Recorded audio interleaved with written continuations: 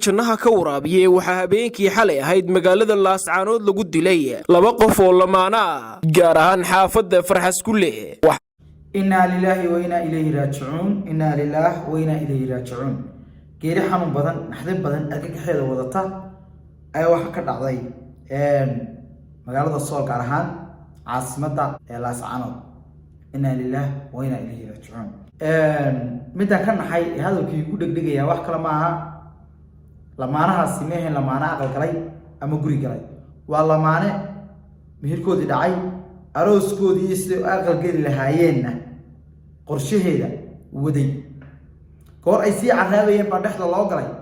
dad dablay ahina ay dileen wiilkii iyo gabadhii lamaanaha adduunkeena ku aqal galaan bay doonayeen laakiin aakhira isku raaceen ilaahay samiriyay iimaan ka siiyo ehelkii qaraabadii asxaabtii iyo dhammaan ummadda Soomaaliyeed dadka Islaamka ah ay ka dhinteenba waxaan doonayaa dilku sidoo dhacay goobtii meydka oo ciidanku labada hareerood ba laga istaagay sidoo kale dad loo qabtay oo xidhan sidoo kale taliyaha Laascaanood oo hadlay sheegana dad u xidhan intaaba wax dad martay dib u soo gudbiyo sidoo kalena waxaan xasuusinayaa Laascaanood dad badan laga mustaafiriyay oo laga saaray iyadoo loogu aanaynayo nabadgelyo darrada ka socota Laascaanood. markaa waxaan doonayaa inaad la daawataan barnaamijkan kadibna barnaamij ma oran karno laakiin taasidan tiiraayadan murugadan ay oran karno. jannaha ka waraabiye waxaa habeenkii xalay ahayd magaalada Laascaanood lagu dilay laba qof oo lamaana ah gaar ahaan xaafadda Farxas Kulle waxaanay lamaanuhu ku sii socdeen gurigooda waxaana goobta ka baxsaday dableydii dilka lamaanahani ka dambeeyay alla naxariistii jannaha ka waraabiye isla markiiba waxaa goobta uu dilku ka dhacay soo gaadhay ciidamada booliska Soomaaliland gaar ahaan kuwa magaalada Laascaanood waana markii labaad ee dilka noocan oo kale uu ka dhacay magaalada Laascaanood waxaanay sidoo kale wararku noo sheegayaan in lamaanahan ay u diyaar garoobayeen munaasabadda guurkooda balse waxaa soo xaadirtay oo timiti Allah u naxariiste meydka labada ruuxna ayaa waxa loo qaaday isbitaalka weyn ee magaalada Laascaanood waxaana la dhigay qolka meydka ee isbitaalkaasi. Hukuumadda Soomaaliland ayaa hore u sheegtay inay ammaanka magaalada Laascaanood ay adkaysay iyadoo ka rartay dadkii reer koonfureedka ahaa ee degnaa magaalada Laascaanood. Taliyaha ciidanka booliska gobolka Sool Cali Axmed Shire ayaa ka warbixiyay dilkii habeennimadii xalay ahayd ka dhacay siduu suxufigu sheegay dad badan baa laga raray Laascaanood dad badan deganaa ayagoo loogu aanaynayo dilalka ka dhacay magaalada intii gala raray kadibna laba dil ayaa dhacay dilkana uu yahay dil aad u sii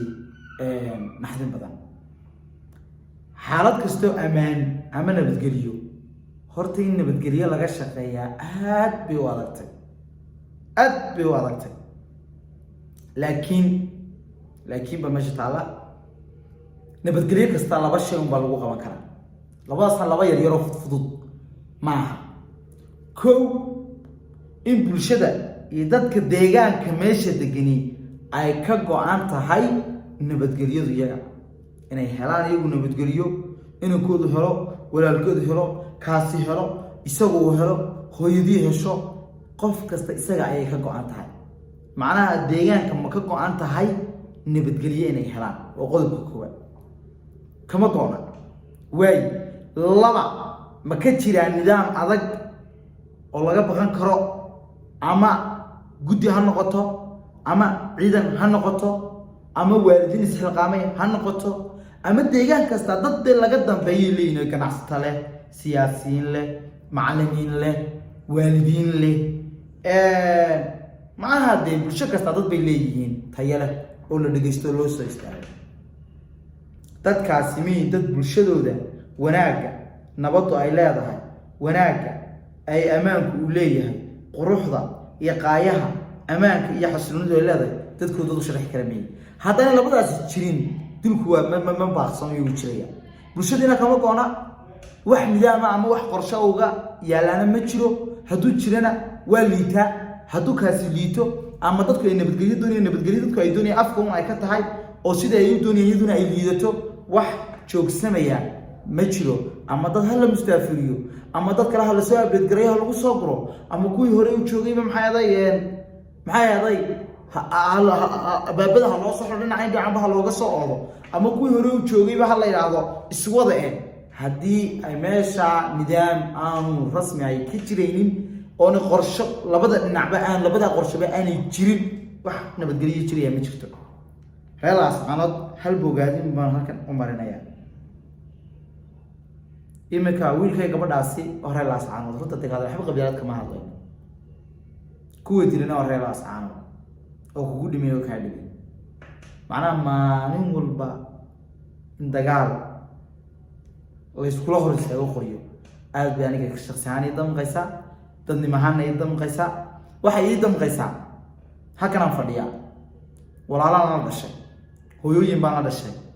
rag baan la dhashay dumar baan la dhashay kuwii idhalayna way joogaan alla cumriga wada siyaadiyo haddii anigu halkaas ka fadhiya aan maqloon ka waran hebel baa lagu dhuftay hebel kale lagu dhuftay wadnahay baaya naqaska ay ku dhigaya waa jab iyo hoog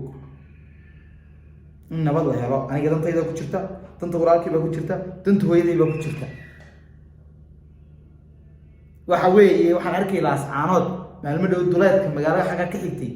ceel biyo laga wada cabayay oo labadii dhinac ay meesha wada deganaa oo kala tirsada laba geed qurac geed galool sogsog iskugu yimaada ay qoriyo iskula bixinay gamas kaga dhigeen waa kugu dhimay oo kaa dhimay ay noqotay xaqiiqatan walaalayaal way gocodsi waan jecel meelaan arkay weeye laascaanood meelaan tagay weeye laascaanood meel boqortooyo weeye laascaanood meel dad wax dili kara ilaahay wax dili wax kuna noolayn kara ay joogaan weeye laascaanood kaabka u bedela aqli iyo garaad aynu bedelo qalbigiina dadnimadiina kartidiina good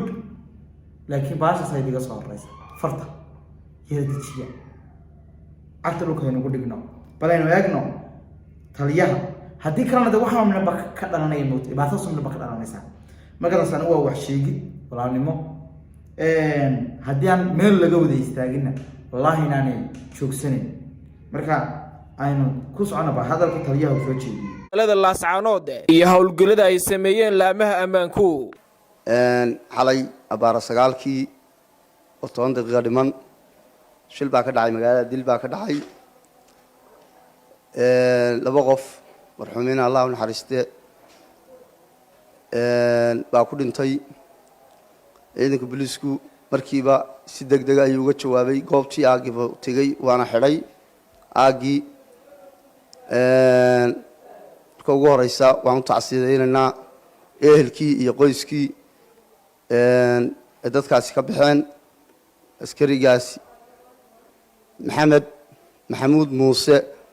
iyo xaaskiisii oo la socotay ayaa halkaa ku geeriyooday dadkii dilay iyo baaristiina way socotaa kulay dad fara badanna waa la qabtay waa xidhan yihiin baaristii baa socotaa dhammaan qaranka iyo qoyskiiba ugu tacsiideynaynaa geeridan xalinta leh ciidanka booliiskuna wuu daba socdaa ciddii dhibaatada geysatay dhibtaa geysatay hadda samiriiman allaha inaga wada siiyo dhalinyarada ku dhimatay laascaanood dadka ku dhaqan marka laga yimaado waxay leeyihiin dad reer laascaanooda oo qurba jooga oo dibaddii jooga oo dalkii ka maqan laascaanood ha noqoto meel dadkaa ka maqan ee deegaanka u dhashay ee 5 sano ka maqan ee 7 sano ka maqan ee 10 sano ka maqan ee dal kala shisheeye ku maqan meel ay dalkooda iyo magaaladooda ay ku soo iibata ha noqoto idinkaana ka dhigi kara reer laascaanood taasna idinka idin taala wax cid idigu imanaysa ma jirto cid idigu iman kartaa ma jirto ay ka shaqsan waa saa aaminsanahay siyaasadda kuma dheereeyo laakiin ka shaqsi ahaan baan ka hadlayaa ka dadnimo ahaan baan ka hadlayaa adeeba u mahadsantihiin labada marxuun ilka ay gabadhaana ilaahay samiriyay macnaa naga wada siiyo oo geeri xanuun badan qoys islaam oo hadda dhismayay hadda hana qaadayay oo labadiiba la israaciyay ilaahay hooygooda iyo gurigalkooda iyo farxadooda ilaahay baan u baryaynaa ilaahay jannada ha uga dhigo adduunyadu way rafaad badan tahay midaan lagu rafaadin jannaa jirtee ilaahay jannada ha ku kulmiye labadooda iyo dhammaanti kale islaamay dhimatayba aad baa umahadsantiin aad baa idin jeclahay inaa lilaah wa inaa ilayhi raajicuun